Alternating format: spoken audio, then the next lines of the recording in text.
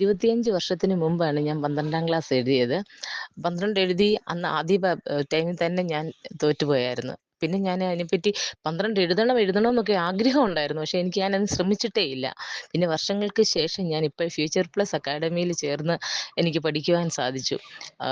ക്ലാസ്സുകളൊക്കെ ഞാൻ അറ്റൻഡ് ചെയ്തു. എന്നാൽ ഞാൻ ശരിയായ രീതിയിൽ അറ്റൻഡ് ചെയ്തോന്ന് ചോദിച്ചു കഴിഞ്ഞാൽ, എനിക്കൊരു ചെറിയ ജോലിയുണ്ട്. അത് സംബന്ധമായിട്ടൊക്കെ നിന്നതുകൊണ്ട് എനിക്ക് ഒരു നല്ല രീതിയിലുള്ള ഒരു പഠനമൊന്നും എന്നെക്കൊണ്ട് പറ്റിയിട്ടില്ല. എന്നാലും ഞാനാവുന്നതും കുറേയൊക്കെ ഞാൻ ശ്രമിച്ചു. ടീച്ചേഴ്സിന്റെ ഭാഗത്തു നിന്നാണെങ്കിൽ നല്ല സപ്പോർട്ടാണ്. ഓരോ ക്ലാസ്സുകളൊക്കെ ഞാൻ ചിലപ്പോൾ എന്തെങ്കിലുമൊക്കെ ജോലി ചെയ്തുകൊണ്ടിരിക്കുമ്പോഴൊക്കെ ആയിരിക്കാം ഞാൻ ഈ ക്ലാസ് അറ്റൻഡ് ചെയ്യുന്നത്. എന്നാലും എനിക്ക് നല്ല അതായത് ഇത്രയും പ്രായമൊക്കെ ആയാലും എനിക്ക് ക്ലാസ്സുകളൊക്കെ കുറച്ചൊക്കെ എനിക്ക് മനസ്സിലാക്കാനായിട്ടൊക്കെ എനിക്ക് സാധിച്ചു. അതുപോലെ തന്നെ കൗൺസിലർ അവരുടെയൊക്കെ ആ ഒരു സ്നേഹവും കരുതലും ഒക്കെ എനിക്ക് ഒത്തിരി സപ്പോർട്ടീവായിരുന്നു.